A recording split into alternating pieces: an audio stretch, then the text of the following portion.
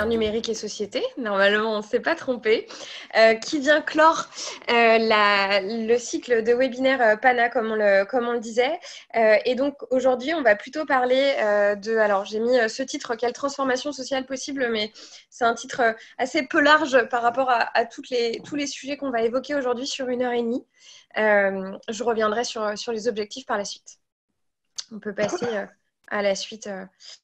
C'est un webinaire qui vous a été proposé par les partenaires du programme PANA, comme vous le savez, qui sont très nombreux. Et plus particulièrement, celui-ci, on a travaillé ensemble avec le Rameau, Yann qui est présent, et WebAssos pour construire les différentes parties de ce webinaire. Voilà. Que je vous remercie chaleureusement. Peut-être on peut continuer à avancer. Donc, bienvenue sur Zoom, mais je pense que quasiment tout le monde connaît maintenant à peu près. Si vous avez... Yann, évidemment, je te laisserai la parole pour te présenter, vite fait. Sur Zoom, du coup, si jamais, par mégarde, vous rallumez votre micro, vous pouvez le couper évidemment en bas à gauche. Vous avez le petit icône micro. Pareil pour la caméra. Et puis pour discuter, on va utiliser le chat. Comme vous avez vu, on est nombreux, on est 80 là. Donc du coup, l'idée, ça va être compliqué de pouvoir échanger tous ensemble de vive voix. Donc on va utiliser le chat.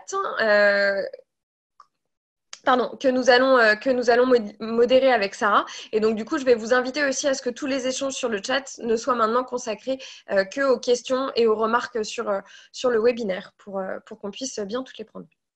Voilà. Ensuite, du coup, les petites bonnes pratiques comme d'habitude. On coupe le micro, on coupe la caméra. Si vous avez le moindre souci technique, je pense que vous connaissez son numéro par cœur maintenant, vous pouvez appeler Harmonie. Et puis enfin, on espère surtout que vous êtes très bien installés avec un petit café, un thé, carré de chocolat, tout est permis. On vous a fait boire des litres de café et manger des kilos de chocolat depuis le début de ces webinaires. Pour continuer, du coup, avec la suite. Mon PowerPoint, la slide s'affiche, Laura, quelques bonnes pratiques d'échange, tu le vois ou pas? Ouais, c'est bon. C'est bon? Parfait. Et Anne qui nous remercie pour les kilos, mais de rien. C'est pour nous. Pour les bonnes pratiques d'échange, comme je vous le disais, on va échanger par écrit sur le chat. Sarah et moi, on va se partager la modération.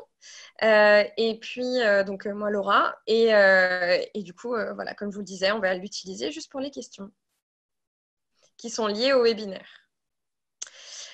On se présente très rapidement. Hello Asso, une entreprise de l'économie sociale et solidaire que vous commencez à connaître, qui existe depuis 10 ans. Et donc, du coup, on a vocation à aider les associations à recevoir des paiements et à collecter des fonds en ligne. Tout ça gratuitement, bien sûr. Et du coup, on est investi depuis le début dans le programme PANA, qui a pour objectif de permettre à chaque association de trouver près de chez soi une structure de l'accompagnement qui est en capacité de lui prêter main forte sur le numérique. Les PANA ne sont bien sûr pas tous des experts du numérique, mais ils se sont engagés à leur échelle pour faciliter l'accès au numérique, et là j'insiste, de manière adaptée et durable auprès des associations. Et le programme PANA se traduit notamment par un référencement des acteurs sur chaque territoire, sur une carte où on fait figurer les contacts, les informations complémentaires, les modalités d'accompagnement de chaque acteur. Aujourd'hui, il y en a 315 qui sont référencés. Et c'est d'accord, évidemment, tout le collectif PANA est en charge de les animer et de les faire monter en compétences si c'est nécessaire. Sur le programme PANA, derrière ce programme qui existe depuis juin 2018, c'est une quantité d'acteurs investis qui se réunit très régulièrement. Donc, c'est un programme qui a été à l'origine construit par le mouvement Asso, la Fonda et Hello Asso. Et aujourd'hui, autour de nous, on va retrouver, comme vous voyez, AnimaFac, la Vise, la COFAC, WebAssos, Solidatech, le Rameau. Et bien d'autres RNMA qui nous permettent vraiment de pouvoir déployer le programme et de le penser de la manière la plus collective, complémentaire et intelligente possible. Et du coup, sur l'animation du webinaire, aujourd'hui, ce sera Sarah, que je te laisse te présenter. Bonjour tout le monde, Sarah Rousseau. Moi, je suis responsable partenariat pour le Grand Sud à Eloasso. Et moi-même, du coup, Laura, qui suis l'homologue de Sarah, mais dans le Grand Ouest. Voilà. Et le plus important, les stars du jour, nos intervenants. J'y arrive, pardon, j'ai eu un petit bug. Il n'y a Tac. aucun souci, t'inquiète pas, Sarah. Voilà. On sera donc accompagné de Julia de Latitude. Si vous voulez allumer vos micros pour dire un petit bonjour, et puis vous aurez l'occasion de vous présenter par la suite. De Mathilde de Lavise. Bonjour. De Victor d'Emmaüs Connect. Bonjour. Nicole de la Coop des communs. Bonjour. Et Boris de la Coop des communs également. Bonjour. Voilà, bonjour à tous et déjà un grand merci de vous être montrés disponibles ce matin.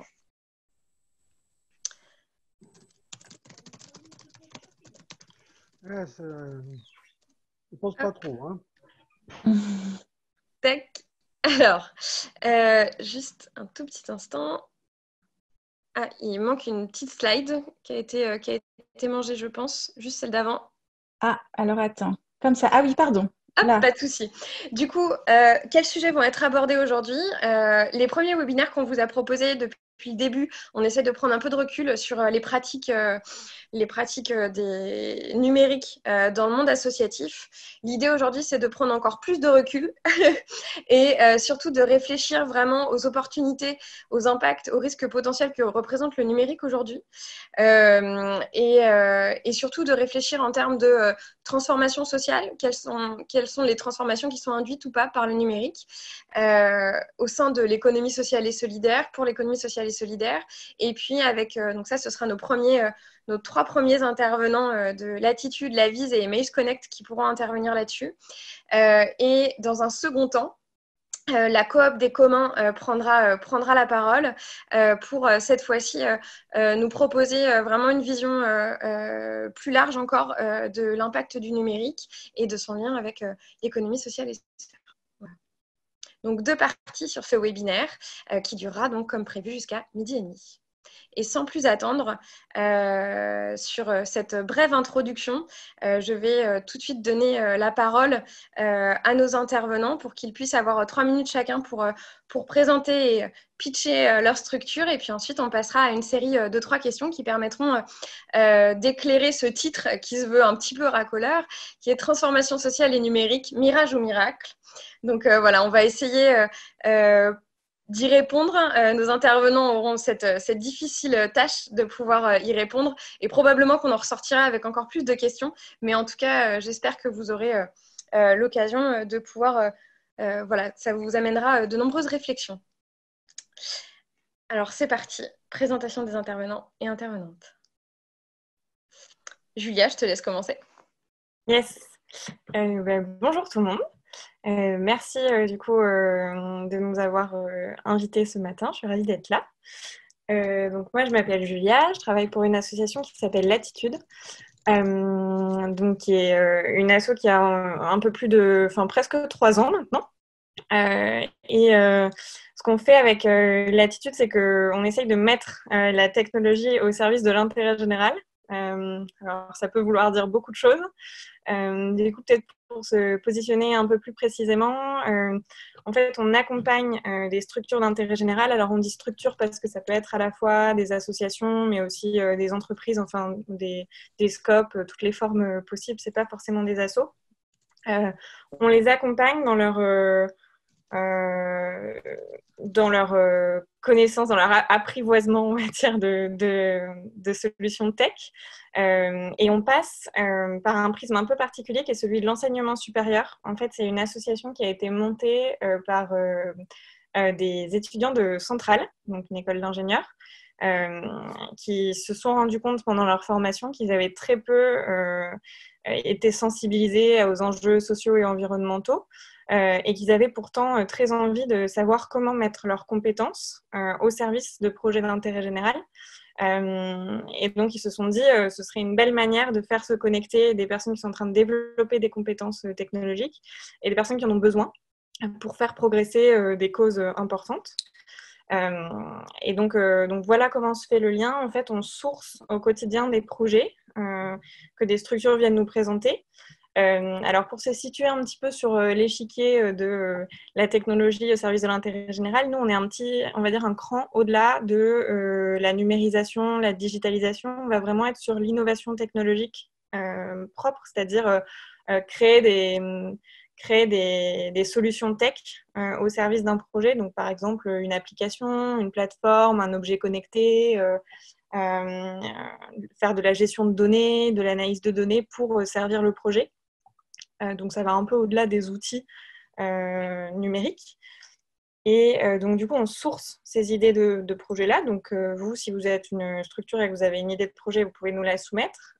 Et ensuite, on vous accompagne avec des experts tech pour essayer de répondre à ce défi. Et en fait, ce sont des étudiants dans des écoles d'ingénieurs ou de développeurs ou d'informaticiens, informaticiennes qui vont y répondre pendant leur cursus en étant accompagnés par des mentors qui sont en fait des personnes qui viennent d'entreprises technologiques et qui ont des compétences technologiques. Voilà un peu comment on fonctionne. Alors, tu peux passer à la slide suivante, Sarah, pour vous donner quelques exemples, pour que ce soit peut-être un peu plus concret. Par exemple, on a aidé Code Phoenix à créer une plateforme. Alors, Code Phoenix, en fait, ils font le pari du code pour accélérer, améliorer l'insertion, la réinsertion des détenus par le travail. Et donc, du coup, c'est une plateforme hors ligne qu'on a créée, qui est une plateforme de formation, en fait, qui aide les formateurs pour que les détenus puissent se former au code en prison. C'est une plateforme qui est hors ligne parce que si elle avait été en ligne, connectée à Internet, etc., elle n'aurait pas été acceptée dans les lieux de détention. Autre chose qu'on a fait, c'est une application mobile pour ARES. Donc, c'est des salariés en insertion qui devaient conduire de manière autonome des audits de sécurité. Et en fait, c'était des personnes qui n'avaient pas forcément le même niveau de compréhension de la langue française et qui n'étaient pas égales face à certains vocabulaires d'audit de sécurité qui étaient un peu trop complexes. Et en fait, ils étaient déjà équipés en tablette. Et donc, ce que nous, on a fourni, ce qu'on a fait avec les étudiants, avec les mentors, c'est une application qui permet de voir très facilement sur des images. Là, sur cette image-là, les gens ont des casques sur le chantier, donc c'est OK. Là, sur cette image-là, les gens, ils n'ont pas de casque, et donc c'est pas OK. Et donc, du coup, j'ai cette image, je la compare à ce que je vois en face de moi, et je fais mon audit, je dis si oui ou non, c'est OK ce que je vois. Et ce qui a permis à ces salariés en insertion de travailler sur ces projets d'audit. Voilà, j'espère pas avoir trop dépassé mon temps. Si vous avez des questions, je suis dispo.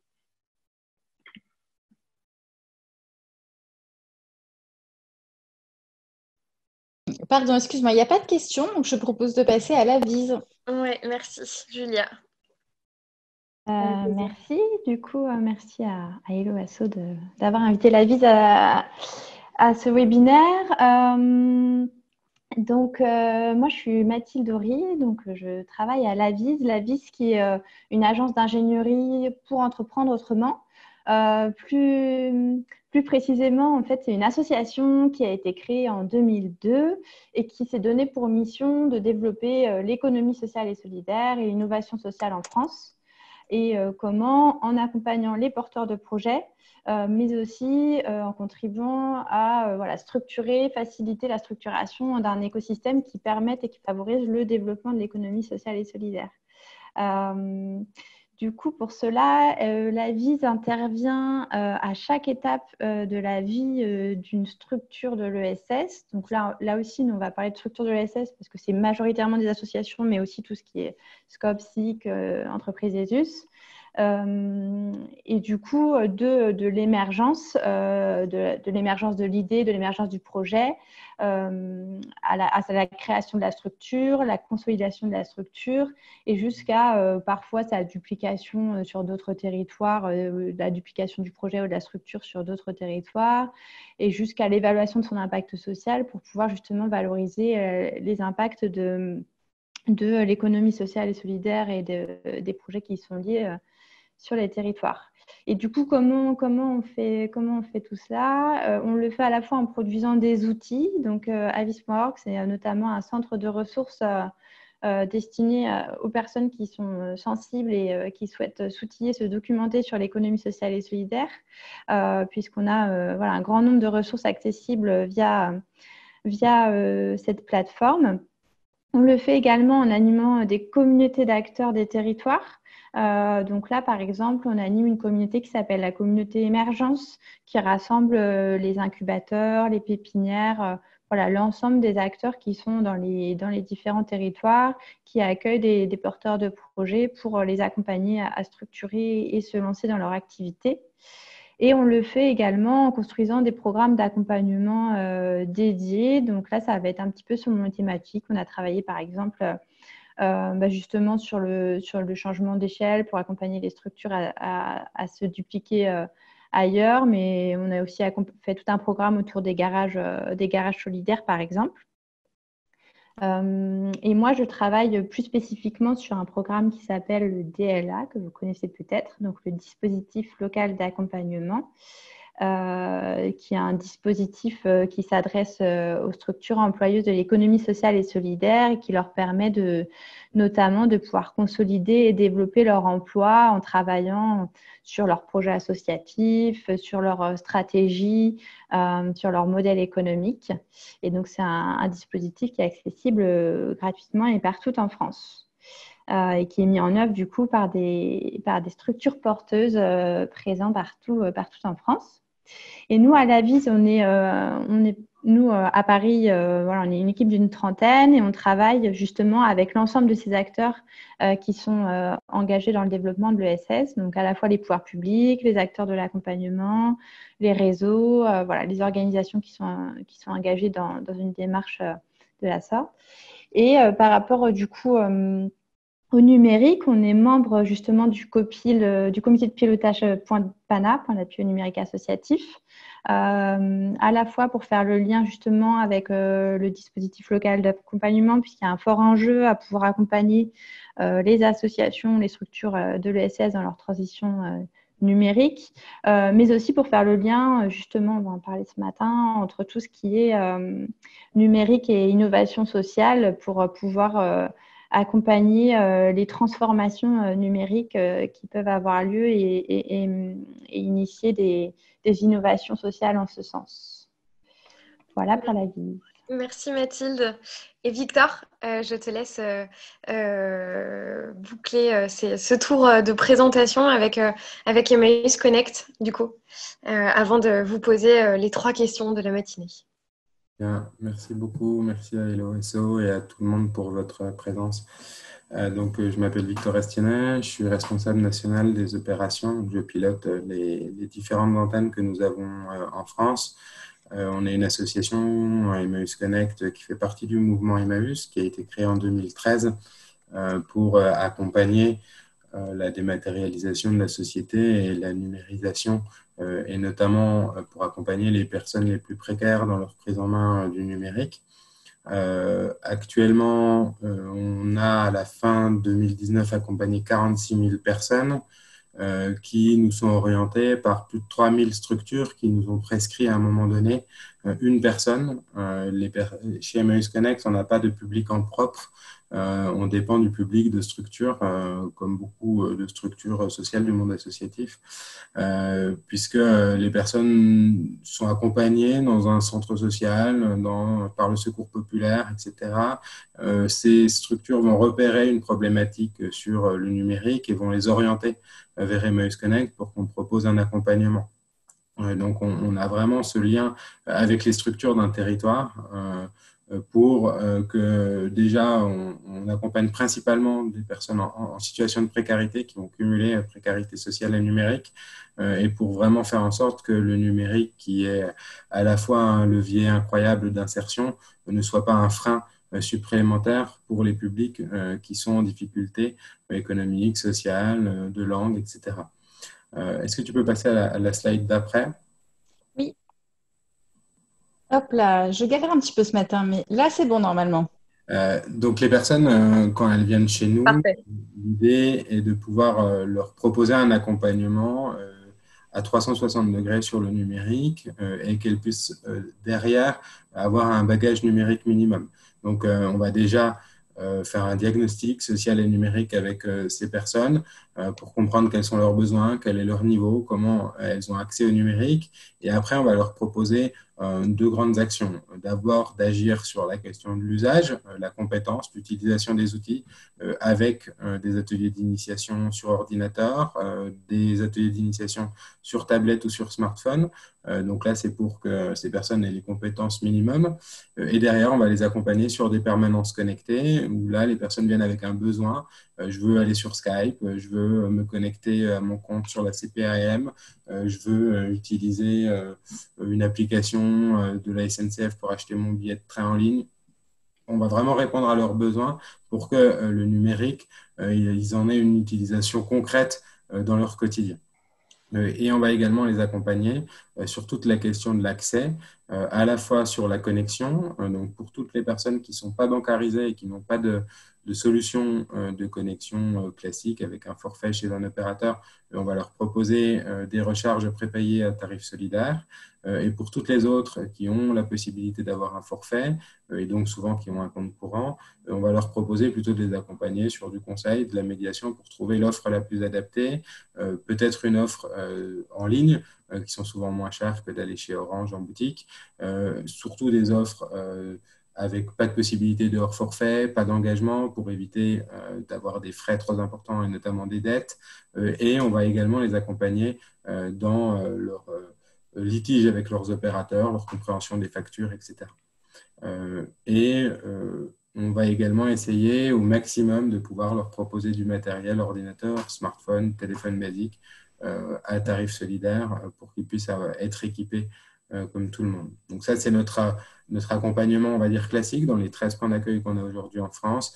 À côté de ça, on va avoir des projets beaucoup plus ciblés avec des parcours spécifiques en fonction de certains prescripteurs, de certains types de publics où on agira plutôt sur l'emploi avec des demandeurs d'emploi, où on va agir plutôt sur l'accès aux droits et la dématérialisation des services publics avec des bénéficiaires du RSA, par exemple. Mais on a des parcours pour les jeunes, etc., mais qu'on ne met pas en œuvre dans nos points d'accueil où là, on a vraiment ce parcours plutôt classique. Derrière, on essaye également d'agir sur les professionnels de l'accompagnement social qui sont eux-mêmes souvent éloignés des problématiques du numérique et l'idée est de les former pour que cette question-là devienne centrale dans leur accompagnement, qu'ils puissent eux-mêmes devenir acteurs demain de l'inclusion numérique. Donc, on a différentes formations.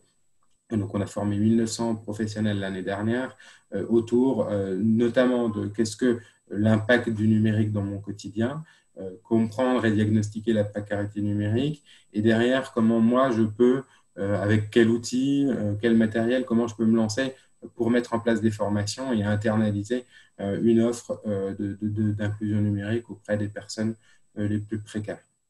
Très rapidement, voilà comment on agit. Très bien, merci beaucoup Victor, merci Mathilde et Julia pour cette présentation.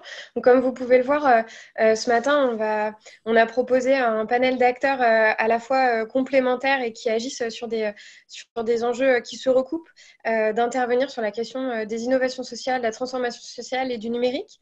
Et du coup, je vous ai proposé du coup à chacun d'entre vous 3 questions auxquelles vous pouvez répondre, chacun soit à votre tour, enfin comme vous le souhaitez, avec un challenge de pouvoir y répondre en moins de 10 minutes tous ensemble. Et puis du coup, les participants, vous aurez la possibilité évidemment de poser aussi vos questions. Donc n'hésitez pas si vous avez des questions sur le chat. Avant de commencer, un petit tour rapide, Sarah, est-ce qu'il y a des questions actuellement là, à faire remonter sur le chat où ça a l'air d'être bon, je crois. Hein. Est-ce que tu m'entends? Oui, je t'entends. Ouais, je galère un petit peu aujourd'hui avec Zoom. On a eu une question, mais très ciblée, qui était comment je peux utiliser à qui je m'adresse pour développer ma structure, mais la Vise et le Rameau sont en train d'y répondre. Et une question pour Emmaüs Connect, est-ce que vous cherchez des bénévoles? Est-ce que Victor, je peux te laisser répondre directement sur le chat à François? Alors, d'habitude, on cherche toujours des bénévoles. Là, la période du confinement fait que on a un peu réduit nos activités. On a lancé 2 gros projets. Un projet qui s'appelle Connexion d'urgence pour équiper les publics précaires en recharge, en carte SIM pour qu'ils restent connectés pour appeler les secours, leurs médecins, etc. Donc là, les bénévoles, c'est plutôt des anciens qui maîtrisent déjà nos process parce qu'on a du mal à faire de la formation à distance sur nos nouveaux process. On a également un projet qui vise à connecter les jeunes en leur fournissant du matériel, donc 10 000 ordinateurs pour les jeunes. Donc on donne des ordinateurs à des jeunes et de la connexion avec des recharges. Mais pareil, là, c'est tout fait à distance par des prestataires qui font les livraisons. Mais par contre, demain, quand on va réouvrir, oui, on cherche des bénévoles, notamment pour nous aider à faire plus, donc avec plaisir. Mais là, la période fait que c'est un peu compliqué. Merci. Merci beaucoup. Du coup, je vais vous proposer donc le premier échange que je vous proposais, c'était d'avoir votre avis à tous sur est-ce que selon vous le numérique transforme les sociétés ou est-ce que le numérique aujourd'hui est plutôt une caisse de résonance en fait de transformation sociale qui sont déjà en cours. Et je pense que c'est intéressant de se poser la question à l'aune de ce qui se passe aujourd'hui avec le confinement, mais aussi de voir un petit peu plus loin, un peu avant et puis un peu après aussi. Julia, Mathilde, je vous laisse répondre à cette première question très vaste. Bon, je veux bien commencer. Je pense que Julia apportera des éléments peut-être un peu plus techniques que moi, mais pour une vision, effectivement, une réponse un peu de hauteur sur le sujet. Moi, je dirais que le numérique, il est les deux à la fois, puisque c'est avant tout un outil technique. Voilà, je pense que c'est important de le rappeler. On en parle beaucoup aujourd'hui, mais c'est un outil au service d'eux. Mais c'est aussi un outil qui s'inscrit dans un contexte social, sociétal. Et finalement, c'est un outil qui n'est pas figé et qui va être créé dans une société, mais qui va aussi s'adapter à cette société et parfois même aussi la modifier en apportant de nouvelles pratiques. On le voit bien aujourd'hui, en tout cas, le numérique fait partie de notre quotidien, donc il est forcément synonyme de changements importants au sein de la société. On le voit plus particulièrement dans le contexte actuel. Et pour nous, en tout cas, à la vie, ça fait remonter deux enjeux. À la fois un enjeu de transition numérique, c'est-à-dire comment on adapte nos activités à cette société du numérique, mais aussi un enjeu de transformation numérique, puisque voilà, ces transformations numériques, elles peuvent apporter de grandes découvertes numériques, elles peuvent permettre d'innover et du coup d'ouvrir de nouvelles opportunités. Donc voilà, du coup, c'est autour de ça que sont ces enjeux à la fois de transition et de transformation. Et en tout cas, au niveau de l'ESS, on voit qu'aujourd'hui, les structures ont besoin d'être accompagnées dans leur transition numérique. On le voit particulièrement au sein du DLA, puisqu'il y a un enjeu aussi à intégrer cette dimension à l'ensemble des accompagnements des structures pour qu'elles puissent aussi faire partie de cette évolution et puis s'adapter à l'évolution des pratiques. Et c'est un sujet qui devient de plus en plus prégnant pour les structures de l'accompagnement des associations notamment. Mais c'est aussi pour les structures de l'ESS, c'est une possibilité pour imaginer des innovations, pour résoudre des défis sociaux, sociétaux, environnementaux. Et là, du coup, je pense qu'effectivement, l'attitude pourra donner des exemples plus précis, mais on voit que ça peut être de véritables leviers de développement d'innovation sociale et que ça peut faire émerger des projets d'utilité sociale, alors que ce soit autour de l'accès aux droits. Je pense par exemple à Reconnect qui propose un coffre-fort numérique et solidaire pour les personnes en situation de précarité. Autour du handicap, il y a des entreprises qui proposent d'identifier des marques de mode qui soient adaptées pour des personnes en situation de handicap. Et il y a aussi toutes les initiatives autour des civic tech. Là, je pense à iBoycott qui va sensibiliser, informer et soutenir les consommateurs pour privilégier des achats responsables et solidaires. Donc voilà, je pense pour nous, il y a vraiment ces deux enjeux autour de transition et transformation. Et du coup, en termes d'innovation, je pense que peut-être Julia et Victor pourront compléter sur ces points. Oui, je te laisse compléter, Julia. Oui. Merci Mathilde, je te rejoins sur pas mal de points. Je pense que notre vision, nous, chez Latitude, c'est en tout cas que, en fait, c'est de partir du constat que les nouvelles technologies révolutionnent nos vies, en fait, de partir de ce potentiel pour l'utiliser et se dire comment, en fait, les nouvelles technologies, puisqu'elles révolutionnent nos usages, nos façons d'échanger, nos façons de communiquer, nos façons de vivre, comment est-ce qu'elles peuvent aussi contribuer aux acteurs de l'intérêt général, à des projets d'intérêt général. Et l'idée, c'est vraiment, et là, je rejoins ce que tu disais en dernière partie, Mathilde, sur le fait de faire levier. L'idée, c'est vraiment de proposer aux acteurs et aux actrices de l'intérêt général de faire levier sur le monde de la tech pour que les objectifs auxquels les personnes qui ont des compétences technologiques répondent soient ceux de l'intérêt général.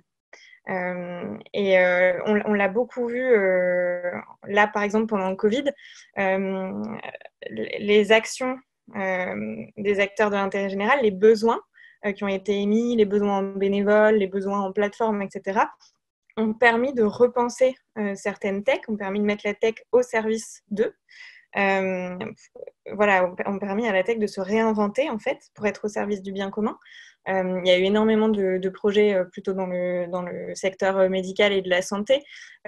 Pour citer des projets qui nous concernent au quotidien en tant qu'utilisateurs, consommateurs, je pense par exemple à des plateformes qui ont été créées comme la plateforme du marché vert qui permet de trouver autour de soi des producteurs locaux qui ont mis des petites choses en place pendant la crise du Covid. Ça, c'est clairement une adaptation, un usage de la tech au service de la société, au service d'une transformation sociale qu'on voit et qu'on constate tous et toutes. Je pense aussi à la plateforme Commerce Mon Amour qui a été lancée par une organisation qui s'appelle We Do Good à Nantes, qui permet en fait de soutenir, donc via une plateforme en ligne, de soutenir les commerces autour de soi, de leur faire une avance en fait financière pour qu'ils puissent perdurer pendant la crise et ensuite qu'on puisse récupérer cette avance qu'on a faite. Ça, c'est clairement une adaptation à une transformation sociale aussi. Il y a plein d'autres exemples qui ont illustré ça pendant la crise. Et de manière plus générale, si on sort du contexte Covid, j'ai l'impression, depuis mon jeune âge, de voir qu'en ce moment, il y a un peu une envie des utilisateurs, des consommateurs, consommatrices, etc., d'agir, en tout cas d'avoir un impact sur des choses qui nous dépassent un peu. Je pense à la finance, à l'économie, etc., des choses qu'on constitue soi en tant que consommateur, consommatrice. Et j'ai l'impression que vraiment le numérique et la technologie peuvent s'adapter à ça et donnent cette place parfois aux consommateurs, aux consommatrices. Alors, tu parlais de textile, de mode tout à l'heure, Mathilde. Je pense notamment à l'application Clear Fashion qui permet de connaître en fait la performance éthique d'une marque de mode. Donc, c'est une application, on peut scanner un vêtement, scanner un code barre et on sait si ce vêtement correspond, oui ou non, à certains critères. Alors, il y en a beaucoup, il y a des critères écologiques, sociaux et des critères, par exemple, sur le respect des animaux, etc. Et en fait, cette application permet aux consommateurs de faire pression sur les marques, d'aller demander des choses aux marques, de demander plus d'implication, plus de responsabilité de la part des marques. Et j'ai l'impression que le numérique correspond vraiment à cet élan d'avoir envie de s'organiser de manière décentralisée, de ne pas rester sous le joug de l'État, des entreprises privées, mais justement de prendre de la place et de s'organiser pour prendre cette place. Et donc, c'est vraiment un enjeu dans lequel je vois l'intérêt du numérique et de la technologie. Et une dernière chose que je trouve intéressante de souligner, c'est le fait que les transformations sociales sont des choses qui prennent du temps, qui s'inscrivent dans la durée. Et on a souvent tendance à dire que, et on en parlait avec Laura en préparant cette session, on a souvent tendance à avoir une vision du numérique instantané, rapide, qui accélère beaucoup les choses, etc. Et en fait, dans la réflexion sur l'innovation technologique que nous, on mène au quotidien, l'innovation, c'est vraiment quelque chose qui se pense sur le temps long, en essayant d'expérimenter. On construit ça, on appelle ça des sprints, où on va essayer de proposer une première version d'une application, on la teste, si ça ne correspond pas aux besoins de l'utilisateur, hop, on recommence. Et en fait, j'ai l'impression que ça suit un peu aussi le rythme d'une transformation sociale qui va mettre un petit peu de temps à s'installer.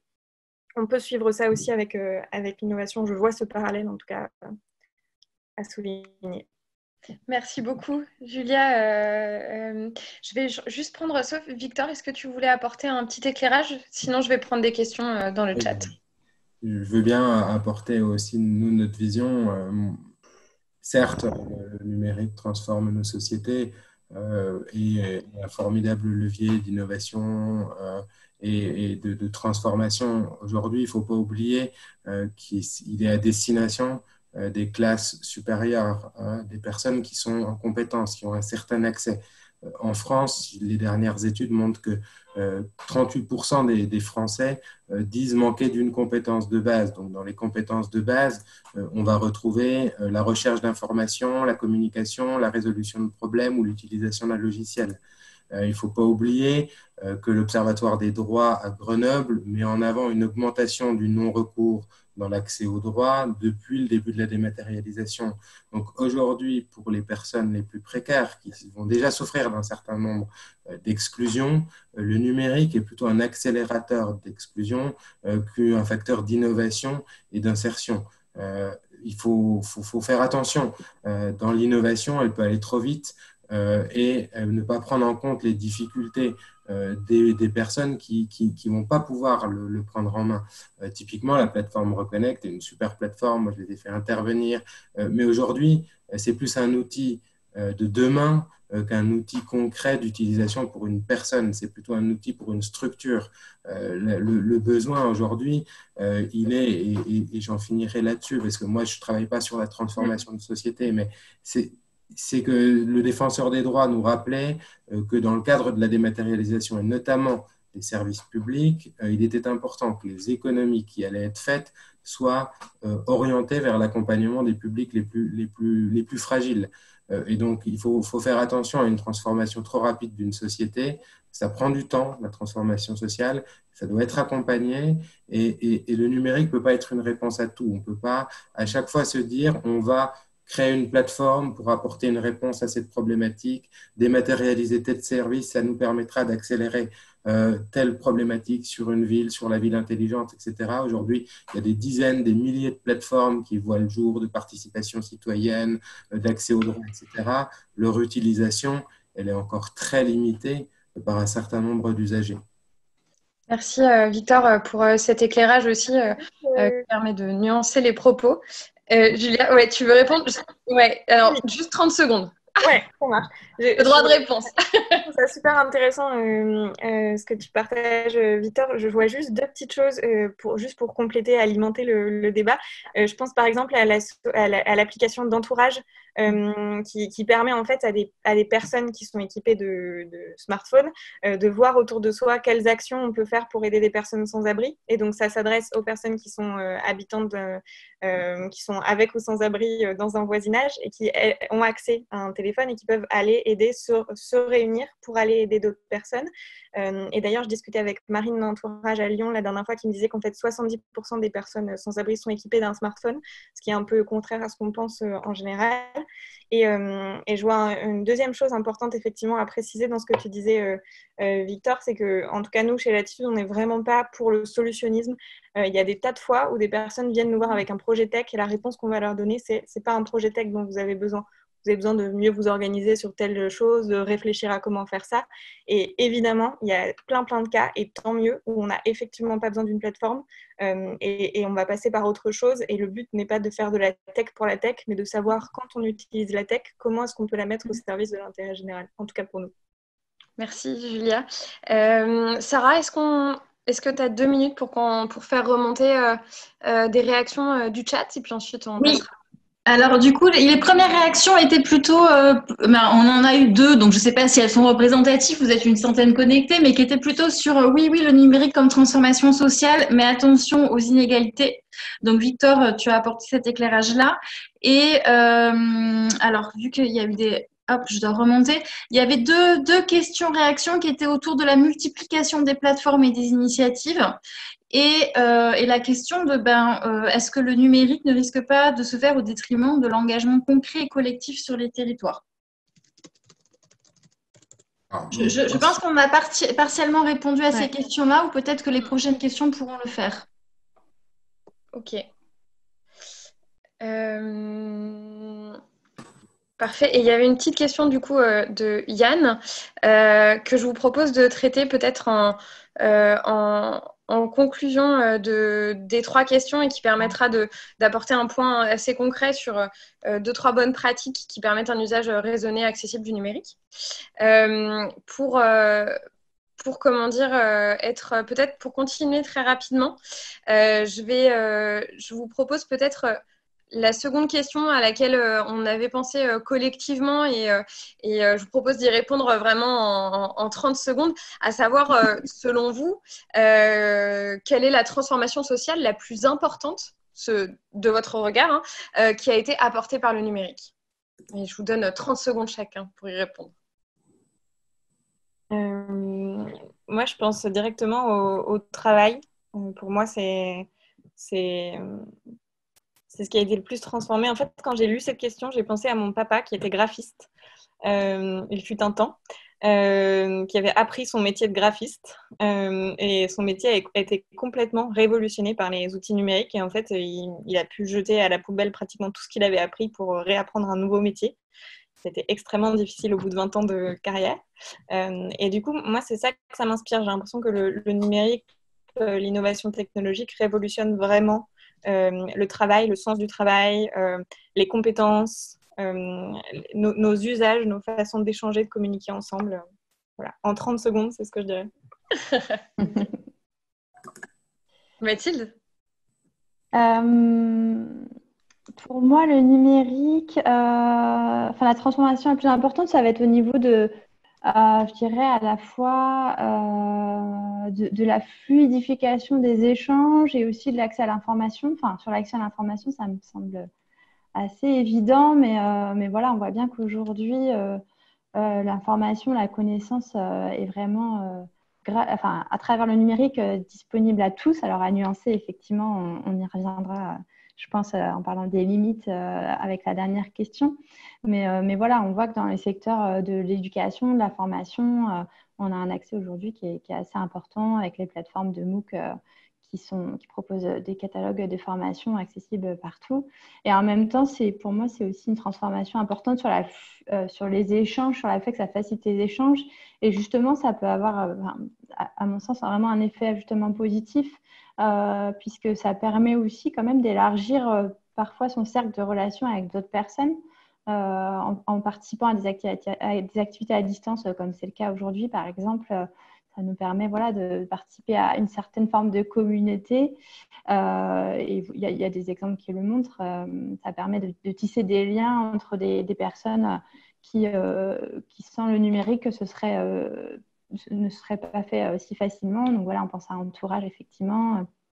On sait également que Singa s'est appuyé sur le numérique pour développer une plateforme de mise en relation entre les réfugiés et des particuliers, pour favoriser l'accueil et l'hébergement. Enfin, il y a des exemples comme ça qui sont intéressants sur l'élargissement du cercle relationnel. Merci Mathilde. Victor, si tu as 30 secondes, pareil. Moi, c'est pas forcément ça c'est plutôt sur les limites du numérique. Oui, voilà, je t'avais dit, c'est juste pour te... Moi, la transformation sociale que je vois, c'est une individualisation. Au contraire, certes, les plateformes permettent de continuer à accompagner, et c'est très bien. L'entourage, je les connais très bien, on travaille avec eux. Moi, j'ai participé à leur lancement à Lyon.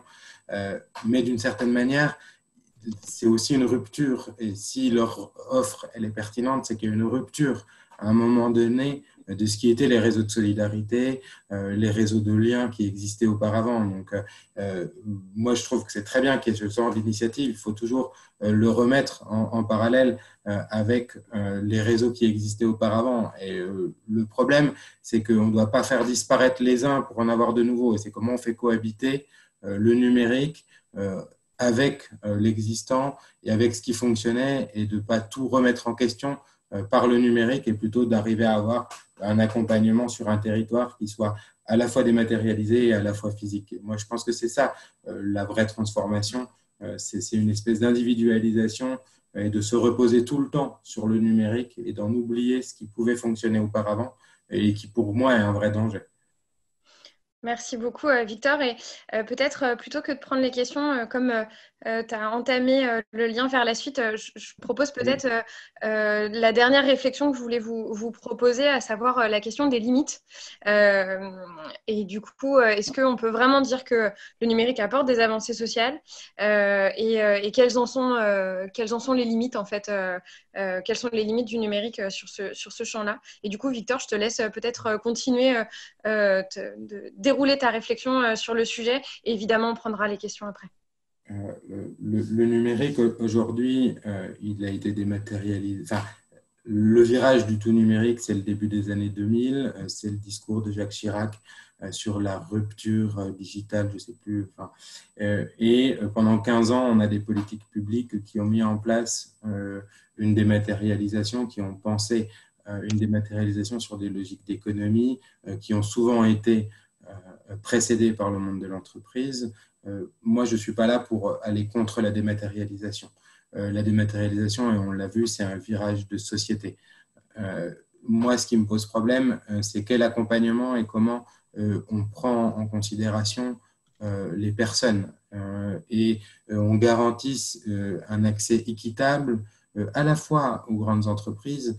La SNCF va dématérialiser et supprimera l'ensemble de ses guichets en gare TER, par exemple.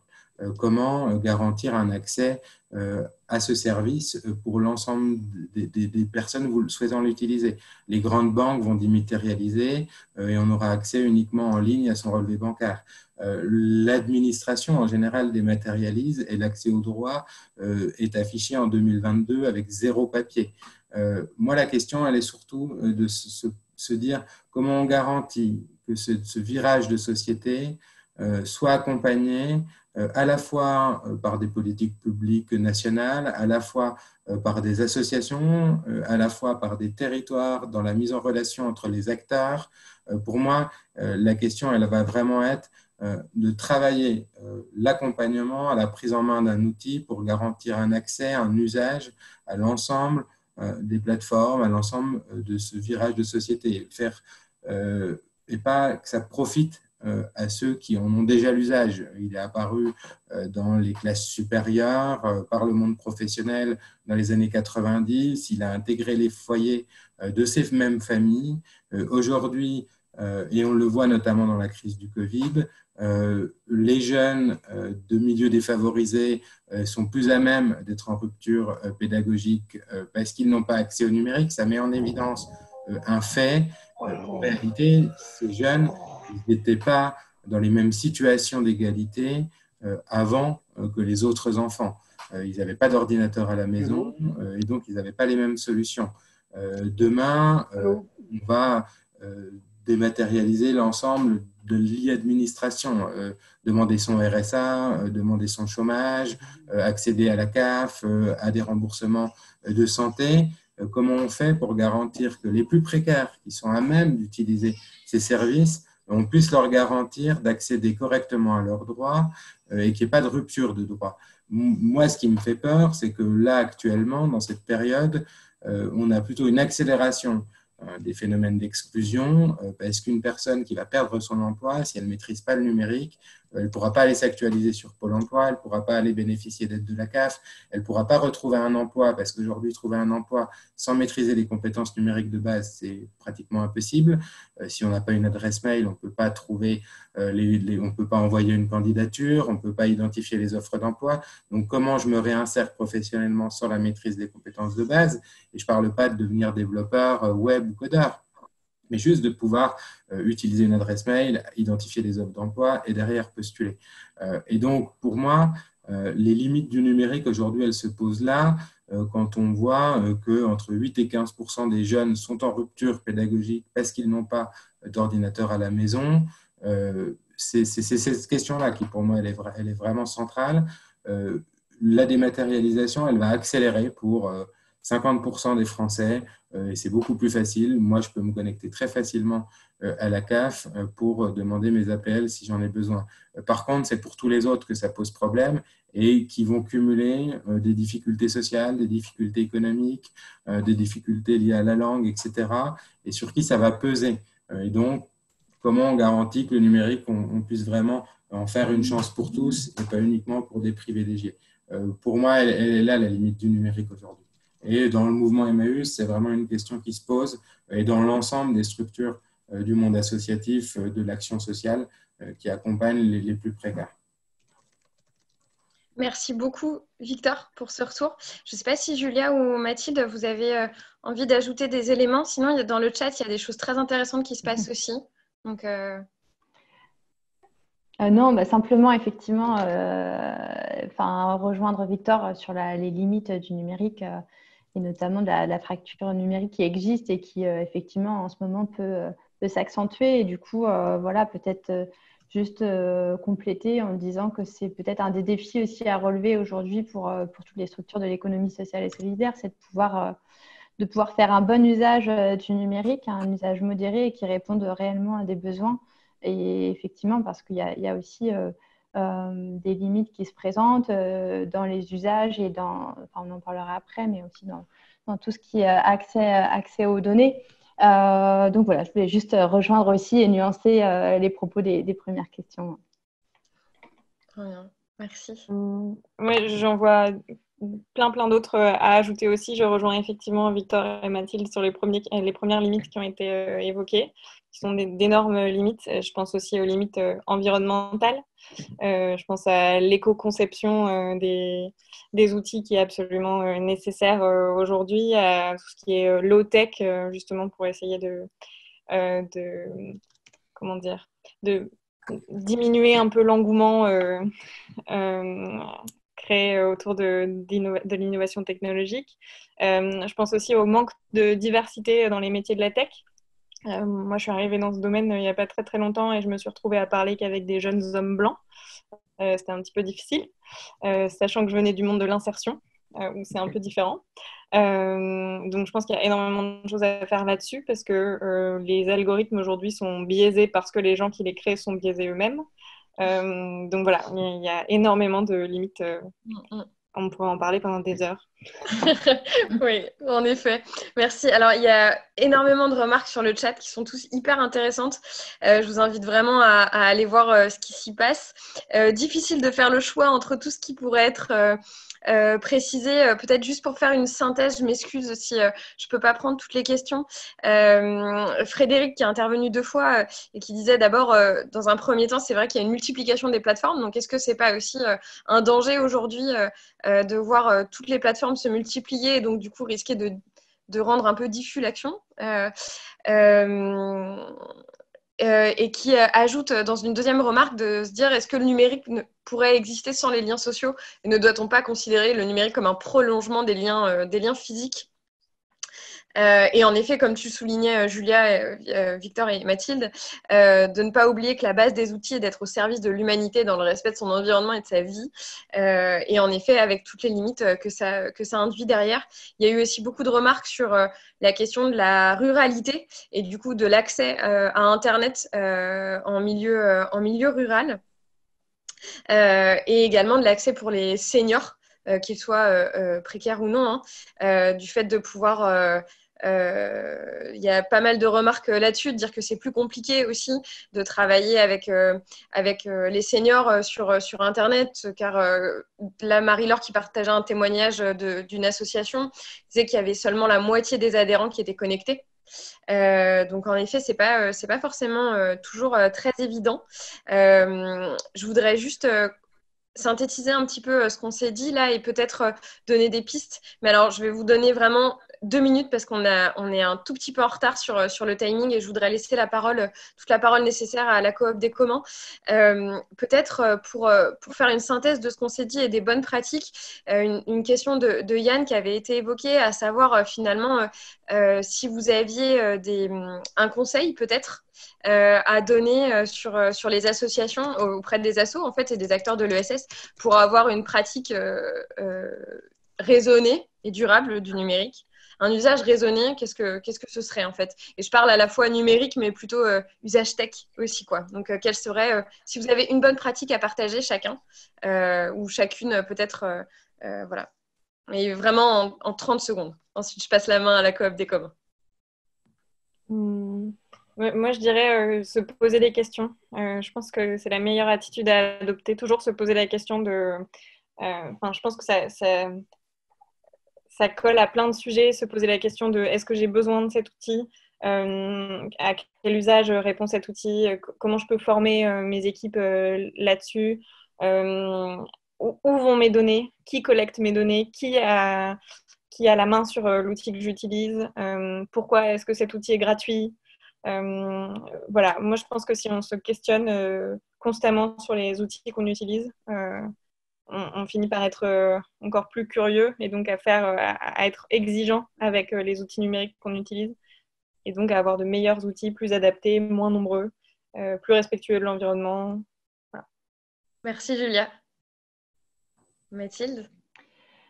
Je dirais, un peu dans le même sens que Julia, mais plutôt se questionner sur l'objectif, sur la finalité, s'assurer qu'effectivement le numérique il sert un objectif qui était prédéfini à l'origine par l'association et que c'est au service de la finalité sociale de la structure et que c'est pas faire du numérique pour faire du numérique comme c'est la tendance qu'il peut y avoir aussi parfois, et se rassurer aussi dans le réseau DLA on le voit souvent quand on parle de numérique, les structures accompagnées ou les structures porteuses entendent un vaste champ assez inaccessible, mais le numérique ça reste aussi des outils simples d'accès et que les gens peuvent s'approprier, donc ne pas mettre la barre trop haute aussi.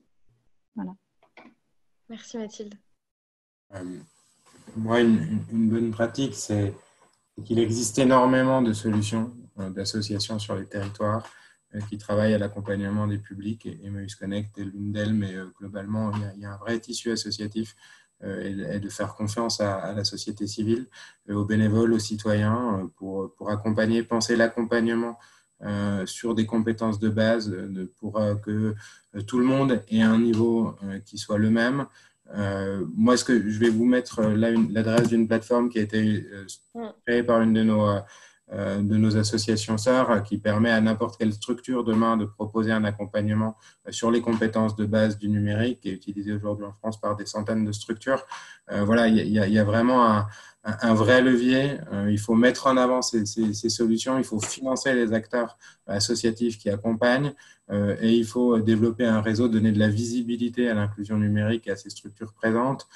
Pour moi, c'est le rôle aussi des collectivités locales, c'est le rôle des entreprises de financer, parce qu'elles-mêmes sont en difficulté pour leurs propres salariés. Nous, on est contactés par la Fédération des acteurs du bâtiment, du nettoyage, qui nous disent « Moi, mes salariés n'ont pas les compétences de base. Quand je développe un outil, je ne sais pas comment ils peuvent le prendre en main. » C'est l'affaire de tous, à la fois de l'État, des collectivités locales, des associations, des entreprises et globalement des citoyens.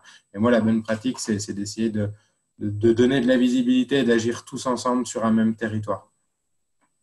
Merci beaucoup. Merci mille fois vous trois, Victor, Mathilde et Julia. Si certains d'entre vous peuvent rester, n'hésitez pas à interagir sur le chat, à regarder un peu les remarques qui ont été faites. Voilà, un grand merci à vous. Je pense que c'était vraiment un chouette éclairage complémentaire que vous nous avez apporté. Je vous laisse du coup partir pour ceux qui doivent partir à leurs obligations ou rester pour ceux qui peuvent. Et puis parmi les intervenants, et puis je nous invite à passer à la suite avec Sarah qui va reprendre la main sur l'animation et la coop des communs avec Boris et Nicole qui nous font la joie d'être présents aujourd'hui. Merci à tout le monde. Moi, je me sauve. Bonne journée. Au revoir. Bonne journée, Victor. Merci Laura de cette transition. Sarah, je reprends du coup la parole. Je m'excuse, j'ai des difficultés. Alors, je vais quand même essayer de rallumer la caméra, mais j'ai des difficultés de mon côté avec Zoom. Il a choisi un peu de bugger avec moi ce matin, mais ça n'empêchera pas qu'on va pouvoir parler là jusqu'à 12h30 du numérique et numérique comme enjeu des communs. L'idée de cette deuxième intervention est de pouvoir vraiment avoir un point de vue très méta, comme on se disait avec Nicole et Boris en avant, avec la COP des communs. Donc, je vais leur laisser la parole. Nicole, c'est peut-être toi qui démarre avec la présentation? Oui, bonjour. Je pense que tout est là. Vous partagez l'écran, c'est ça? Oui, tu me dis quand tu veux que je passe à la slide suivante, c'est moi qui ai la main. Bien sûr, bien sûr. Bon, donc, du coup, on a presque un quart, enfin, on a presque un quart d'heure. Donc, On a 10 minutes de retard, mais pas de souci, Nicole. On prendra 10 minutes à la suite s'il y a besoin. C'est juste pour, c'est juste pour savoir. En tout cas, on est content, Boris et moi, de pouvoir partager un certain nombre d'éclairages avec vous. Je pense que le débat qui vient d'avoir lieu à mon tour, c'était oui, utile de se poser des questions, je ne sais plus qui l'a dit, mais des questions sur ce virage de société qui, certes, apporte beaucoup de possibilités d'échange, de liaison horizontale, mais qui crée aussi des inégalités. Donc, nous, ce qu'on voudrait voir avec vous, c'est en fait une question qui n'a pas été forcément complètement abordée, c'est qui gère le numérique et est-ce qu'il y a des modèles d'économie sociale et solidaire dans le numérique. C'est ça qu'on va vous donner comme éclairage. Donc, ce n'est pas du tout méta, c'est au contraire infra, je pense. C'est-à-dire de quoi on se sert pour faire tout ce qui a été évoqué. Donc, il n'y a pas de méta sans infra, il n'y a pas d'économie sociale et solidaire, il n'y a pas d'association sans outils et sans moyens. Et c'est là-dessus qu'on voudrait attirer votre attention. De même que l'économie sociale et solidaire a créé des modèles dans la société industrielle qui n'étaient pas les modèles capitalistes, et il n'y a aucun côté péjoratif dans les mots que j'emploie.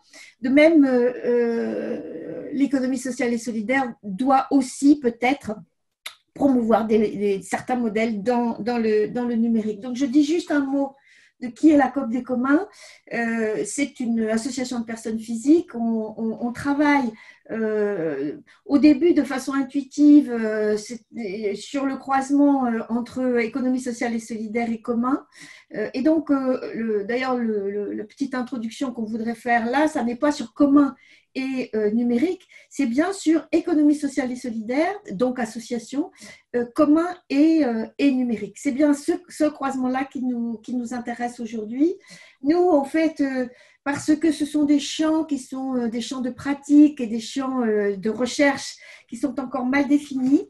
La façon dont on fonctionne, c'est que on alimente la recherche et des pratiques avec des groupes de travail qui allient les deux. On a toujours des chercheurs et des acteurs. Ce qui nous intéresse, c'est d'appuyer le développement des acteurs, c'est-à-dire qu'on ne produit pas de la production académique pour de la production académique, mais c'est vraiment pour dégager, comme il a été dit tout à l'heure, un certain nombre de questions qui sont absolument indispensables, nous semble-t-il, collectivement, pour piloter l'action et montrer qu'on peut travailler sur des logiques de commun pour fournir des services d'intérêt général et la base démocratique, sujet qui a beaucoup émergé aussi dans la discussion précédente. Donc, on peut tourner la page. C'est simplement pour...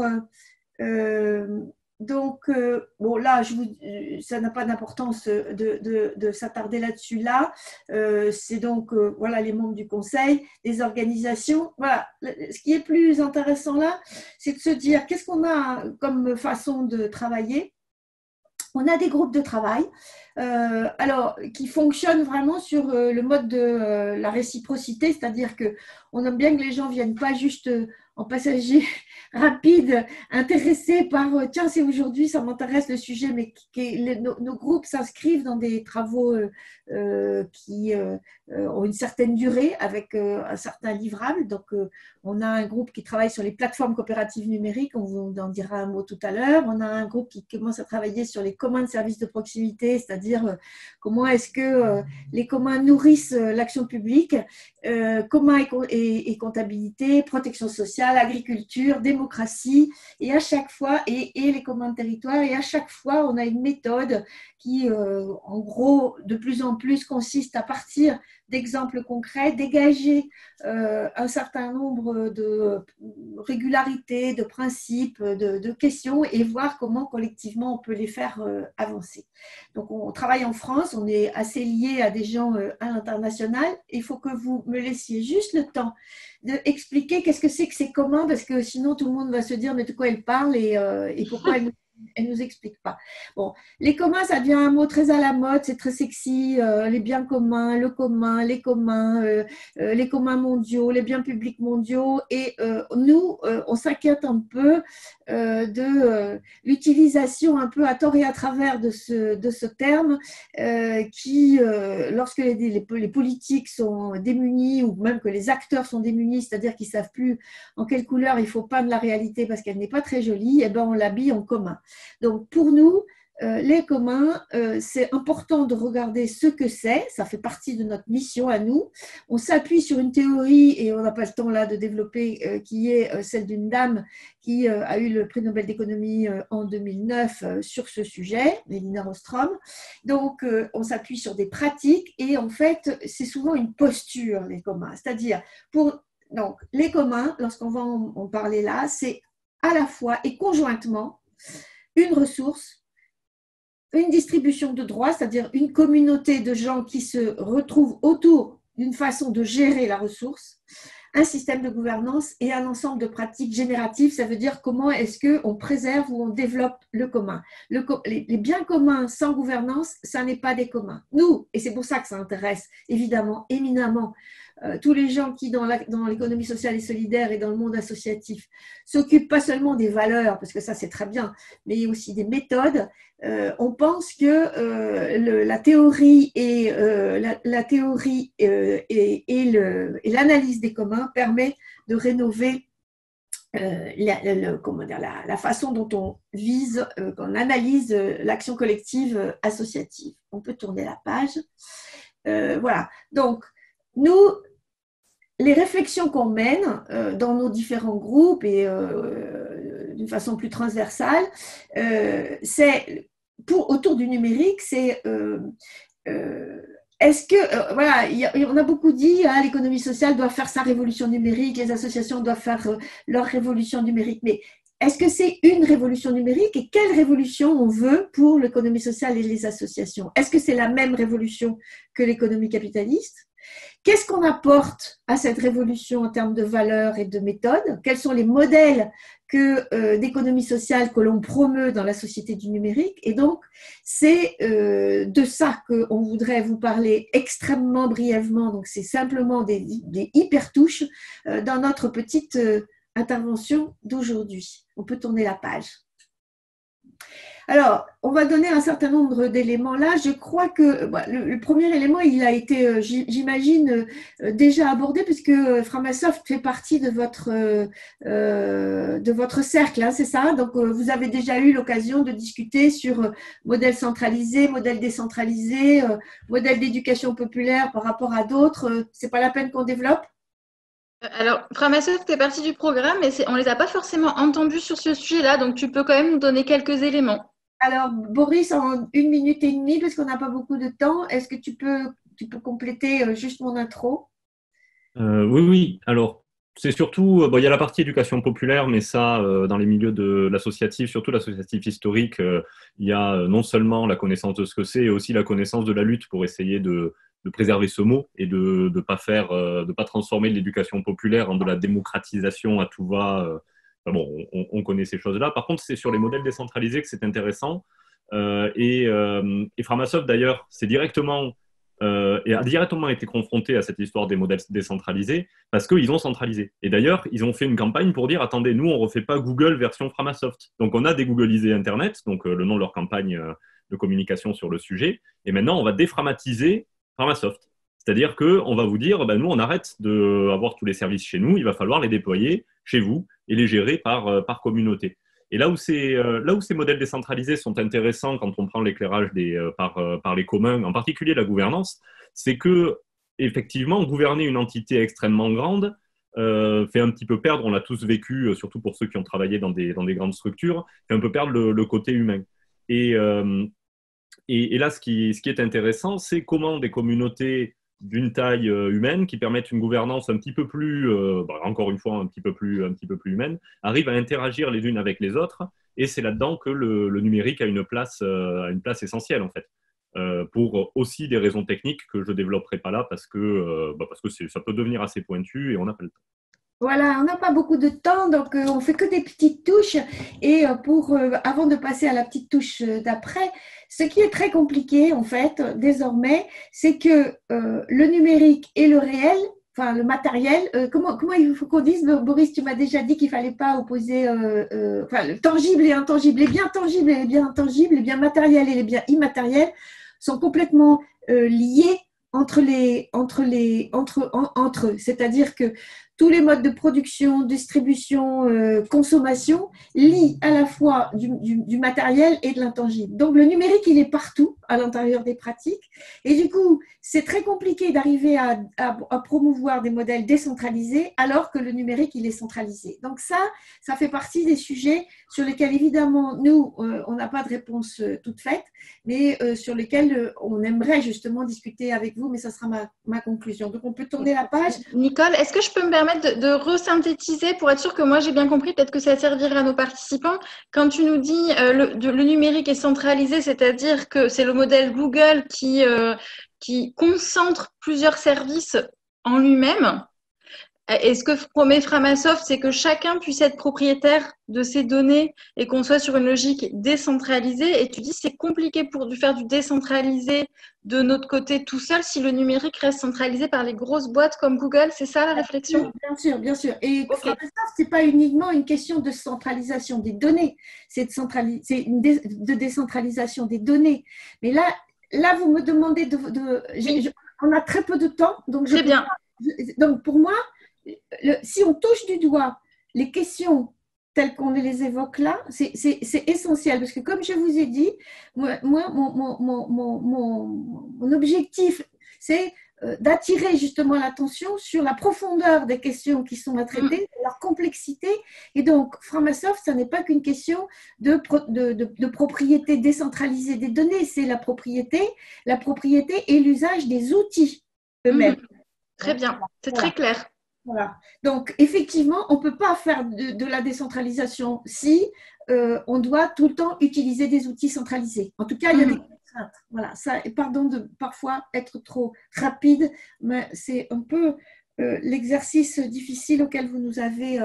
Tout à fait. Merci de vous y prêter, parce qu'en effet, c'est un exercice compliqué. Donc, du coup, Boris, sur les coopératives de plateforme, on va être très rapide. En fait, nous, on s'est intéressés et on a donc un groupe qui travaille de façon active depuis plus de 2 ans, qui s'appelle Plateforme en commun et qui regroupe des plateformes coopératives numériques. Alors, elles ne sont pas toutes coopératives, il y a des associations.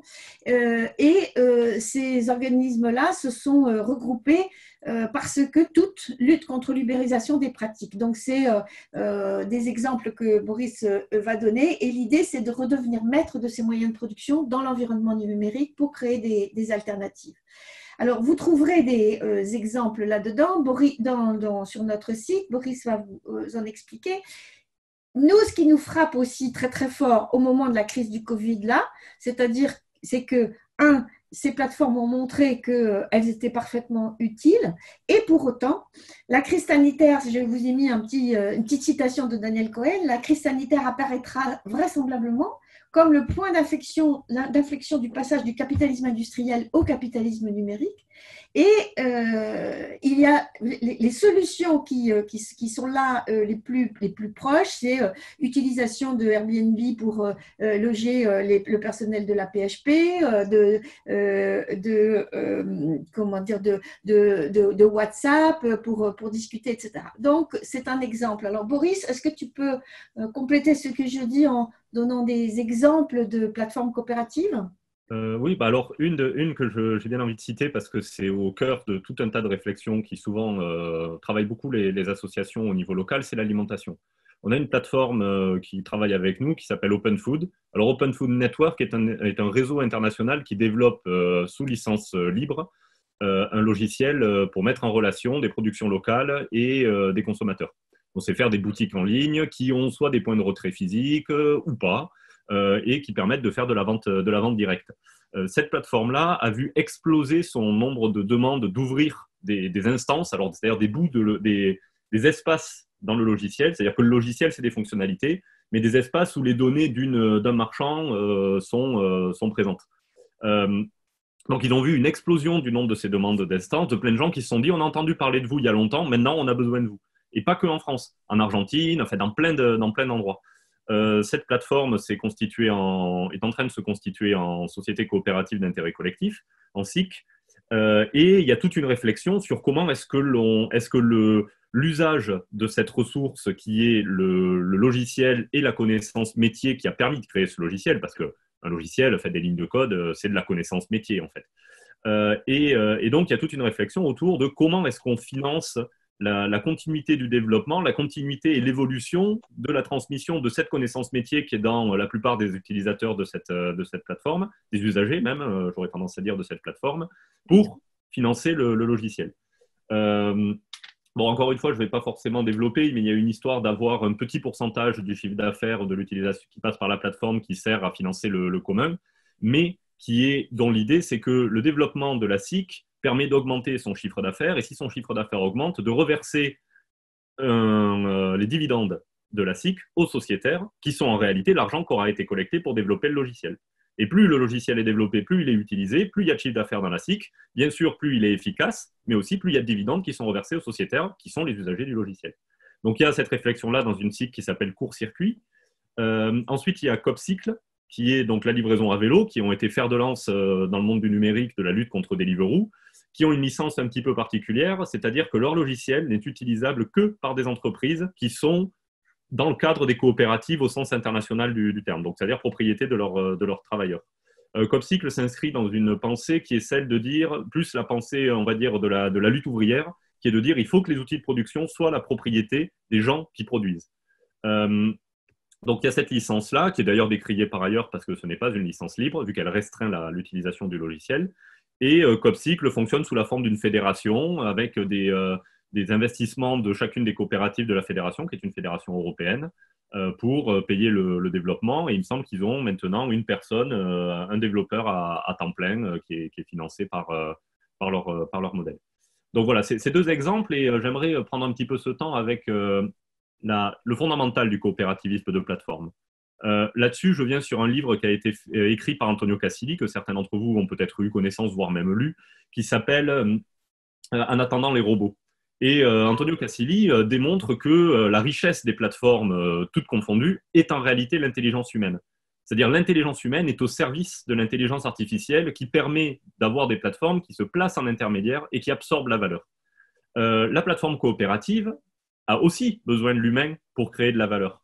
Sauf que, vu qu'il y a quand même plein de choses qui sont en alternative à l'ubérisation, au sens de l'intérêt général, mais c'est que l'humain, il peut être au niveau local. C'est-à-dire que nous, ce qu'on essaye de faire avancer d'un point de vue de gouvernance, d'un point de vue de la perception de ce qu'est Internet, et aussi d'un point de vue technologique, avec des acteurs qui gravitent autour de la COP des communs, c'est la création d'ensembles de logiciels sous la forme de plateformes qui sont utilisés, et tous ces logiciels, pour l'alimentation, Open Food, pour la distribution alimentaire, par exemple, Copcycle, pour plein d'autres choses, il y a tout un tas d'autres logiciels, et que tout cela soit mis en cohérence sur un territoire, au service des gens, et que ces gens-là, pour faire vivre leur commun, fassent ces micro-tâches qui sont aujourd'hui chez Airbnb, chez Facebook et chez tout ça, réalisées par des gens à Madagascar ou en Indonésie, à quelques millièmes de centimes la micro-tâche, et y compris en France d'ailleurs.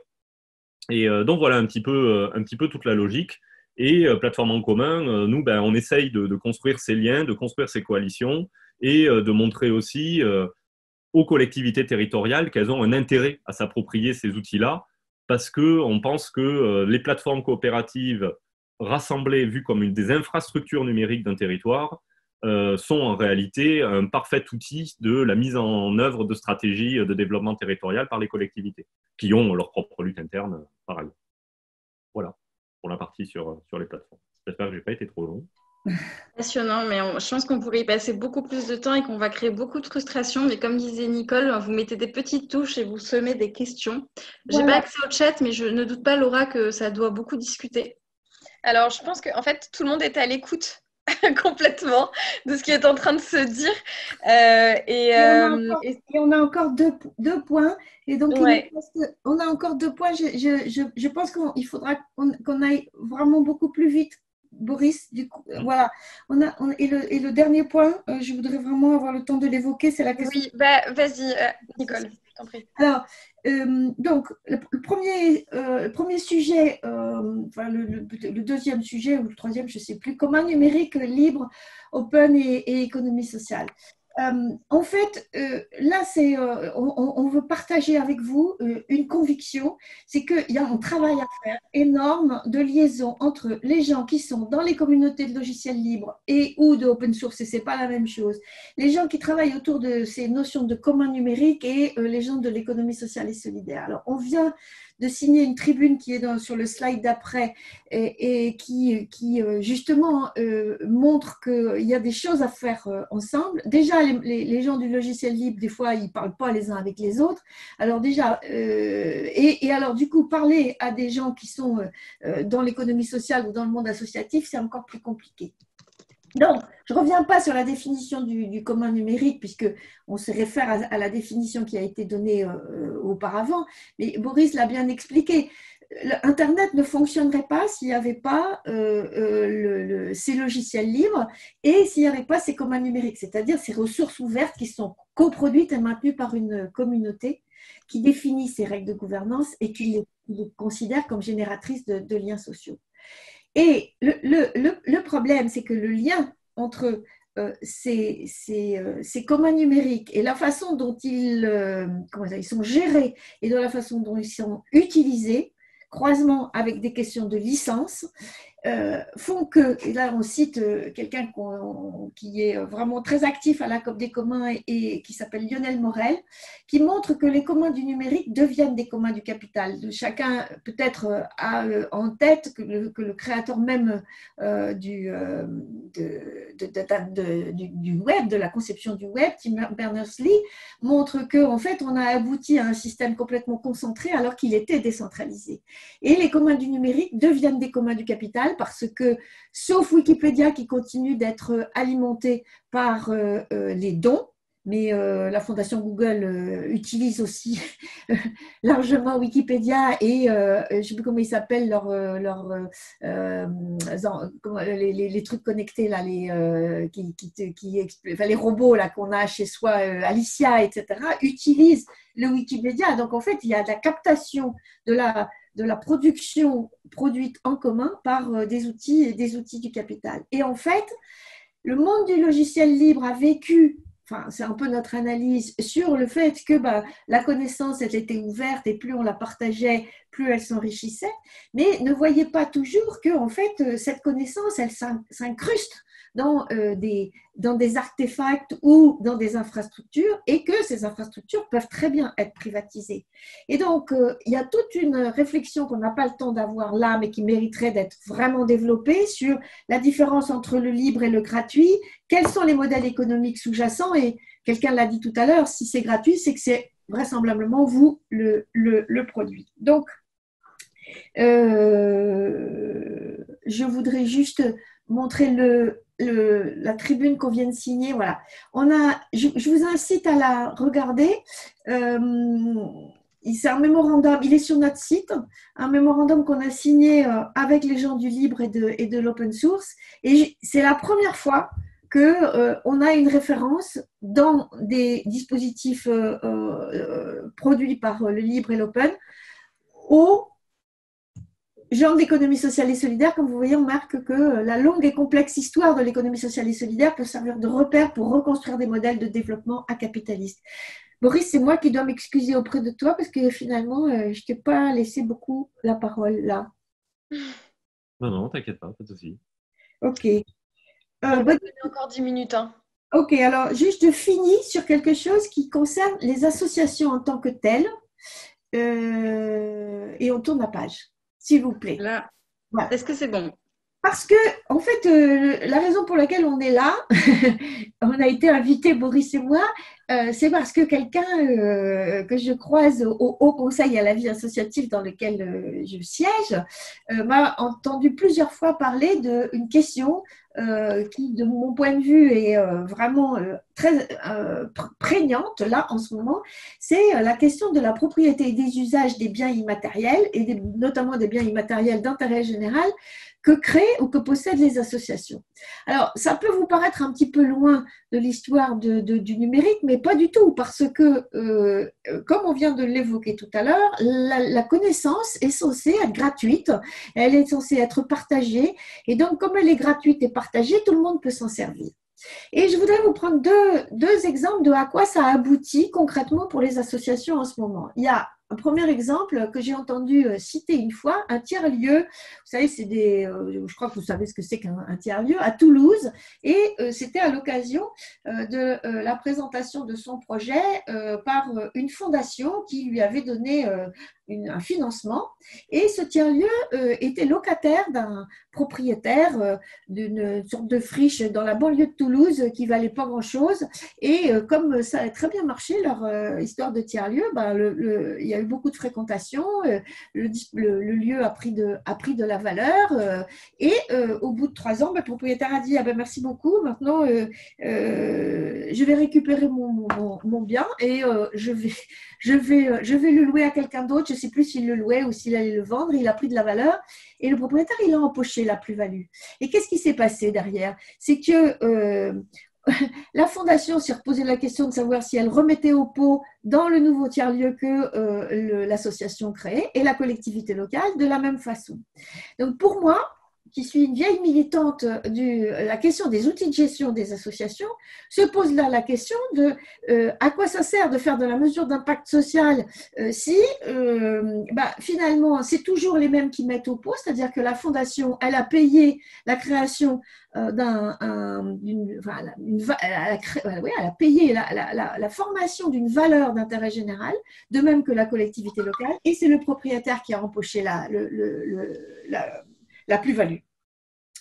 Même chose pour les Fab Labs en ce moment. Les Fab Labs, vous avez vu les choses là dans la presse, ils ont fait des masques, ils ont fait des visières, il y en a même qui ont inventé des respirateurs à 1 000 €. Et donc, un dévouement absolument extraordinaire de gens qui sont passés d'un dispositif qui était plus tourné vers l'éducation à la formation en centre de production en temps de crise. Et du coup, pendant ce temps-là, qu'est-ce qui se pose comme question? Les gens, ils sont à la limite du burn-out parce qu'ils ont travaillé tous comme des malades. Leur production n'est absolument pas valorisée, c'est-à-dire que on leur dit merci beaucoup d'avoir fait tout ce que vous avez fait, mais ils sont tout aussi prolétaires que d'habitude. Et du coup, la question qu'on peut se poser, c'est est-ce que les associations ne sont pas à un moment important pour elles de se poser la question de savoir comment est-ce qu'elles protègent, je n'aime pas ce mot-là, mais en tout cas qu'elles réfléchissent à la question de la propriété et de l'usage des biens immatériels et des valeurs qu'elles créent. Voilà. Donc nous, on a inventé une petite chose qui s'appelle le copyright, qui s'appuie sur les Creative Commons pour gérer cette difficulté, cette complexité. On n'a pas l'impression d'avoir inventé quelque chose d'absolument phénoménal et on aimerait bien qu'il soit testé. Et je crois que je vais m'arrêter là en disant on va juste regarder le dernier slide pour que vous voyez à quoi ça ressemble notre licence. Et donc, nous, ce qu'on aimerait effectivement, c'est pousser à la rencontre entre des gens du logiciel libre, des gens du monde de l'open et du monde associatif parce qu'il y a beaucoup de choses à faire. Voilà. Boris, je te laisse le dernier mot. Boris? Il n'est pas là, Boris? C'est le coup du micro éteint, ça, je pense. Exactement. Oui, alors cette histoire de licence, elle est vachement importante pour tout ce qui est propriété intellectuelle et tout ça. Et moi, je remets un petit peu la casquette du code, parce que juste pour dire cette chose-là, parce que je sais que beaucoup de gens confondent la licence d'un code n'est pas sa manière de l'utiliser ou ses données ou tout ça. Sa licence, c'est juste comment est-ce qu'on peut utiliser le code. Et après, l'utilisation qu'on a fait, elle peut être lucrative, non lucrative, etc. Certaines licences le restreignent, mais très peu. Et voilà. Non, tout ce que j'aurais à dire, c'est de bien se rappeler que dans tout le numérique, je veux dire, on produit des données en permanence. Enfin, comment dire, quand on nomme les choses, quand on dit qu'un arbre est un arbre, quand on communique à une personne en lui disant « t'as vu l'arbre au coin du chemin », on a produit de la donnée. Dans le numérique, il se trouve qu'elle se retrouve dans des ordinateurs, elle se retrouve stockée, alors que la donnée orale, elle se dissipe, elle va juste dans la tête de la personne qui l'entend, et puis c'est tout. Mais il y a toutes ces ouvertures à avoir aussi, de dire que le numérique et toutes ces choses-là, en réalité, sont beaucoup plus proches de choses dont on a l'habitude que ce que la technicisation de la pratique et de la production de ces outils-là le laisse entendre. Et une des grosses difficultés pour nous, avec les plateformes en commun et tout ça, c'est en fait de revenir au fondement de ce qu'était Internet et de comment a été pensé Internet. Et c'est une chose que j'ai dit d'ailleurs, c'est Laura qui a animé ce petit moment de parole à Niort. C'est que pour moi, le problème, c'est pas de dire comment est-ce que l'ESS peut s'approprier le numérique, mais enfin comment est-ce que l'ESS doit s'adapter au numérique. C'est le contraire en fait dont on parle. Internet est bâti sur du pair à pair, sur des ordinateurs qui discutent entre eux sans aucune forme de restriction, on a eu tous les débats aussi sur la neutralité du web, toutes ces questions sur est-ce que des opérateurs ils peuvent brider Internet en fonction d'usage commercial qu'ils veulent en faire. Tout ça, c'est une appropriation d'un commun qui est Internet, qui a été construit comme un commun pendant longtemps, par comment est-ce qu'on extrait la valeur de ces choses-là. Et le mail, par exemple, si on veut, des gens parlent beaucoup d'interopérabilité, le standard mail, c'est de l'interopérabilité. Ou le SMS, on peut recevoir ça partout, n'importe où. Puis, il y a des acteurs comme Apple qui arrivent, qui font un iMessage, et vous n'êtes pas chez Apple, vous n'avez pas iMessage. Ça, c'est de l'enclosure. On enferme des choses qui ont été produites par des communs, qui étaient complètement interopérables pendant très longtemps, ou encore Gmail, par exemple, Google, qui rajoute des filtres et des filtres et des filtres de sécurité qui obligent les gens à faire des mails comme Gmail le prévoit. Et bien sûr, si vous utilisez Gmail, il n'y a pas de problème de sécurité pour envoyer un mail à Gmail. Par contre, quand vous utilisez autre chose, pour ceux qui ont géré des adresses mail, on a tous connu les problèmes de mailing list qui ne fonctionnent pas, les mails qui reviennent, les pièces jointes qui ne fonctionnent pas, etc., etc. Et tout ça, c'est des enclosures. Mais Internet, à la base, est extrêmement proche de l'économie sociale et solidaire. Dans ses valeurs, dans sa manière de fonctionner, dans sa manière de percevoir l'humain et dans sa manière de lutter politiquement. Donc moi, c'est vraiment un message que j'essaye de faire passer en permanence. Il faut que l'ESS comprenne qu'Internet, c'est nous. Et qu'après, ça a été transformé. Et puis, il y a eu un très beau storytelling autour de l'innovation de la Silicon Valley et toutes ces choses. Voilà, merci beaucoup. Merci beaucoup Boris et merci beaucoup Nicole.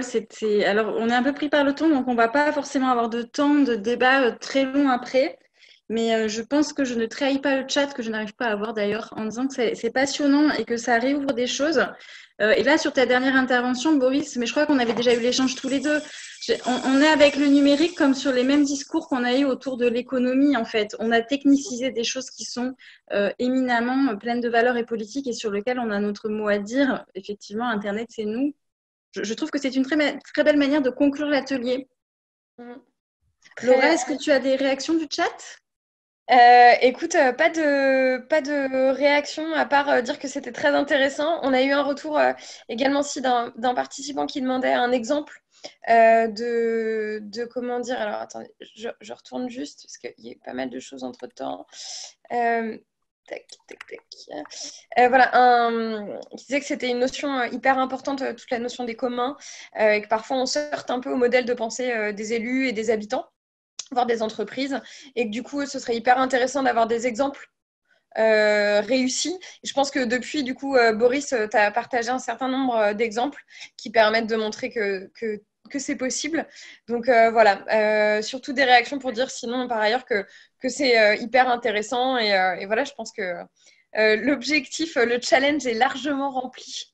Celui qu'on vous avait fixé de pouvoir présenter et surtout faire émerger des questions en l'espace de 30 minutes. Donc, un grand merci. Merci beaucoup. Est-ce qu'on ne serait pas sur un petit mot rapide de la fin pour conclure l'atelier ? Je pense qu'il est temps de conclure, en effet. Très bien. Boris, est-ce que tu veux nous donner rapidement, puisqu'on a déjà pris un peu de retard, un petit mot de la fin ? Désolée d'être aussi frustrante, hein. J'en ai conscience. Bon, si tu veux, oui. Déjà, tu peux passer à la diapo d'après pour les contacts de la com des communs. Voilà. Non, moi, j'aurais plutôt tendance à laisser Nicole faire le mot de la fin sur ces choses-là. mais non, moi je l'ai déjà dit en fait. Internet, c'est nous, moi ça me suffit. Très bien. Nicole, est-ce que tu veux rajouter un petit mot de la fin? Oui, moi, c'est un appel aux têtes de réseau associatifs, je l'ai dit, c'est pour ça qu'on est là, pour réfléchir enfin à ces questions-là avec vous. Merci pour cet appel, Nicole.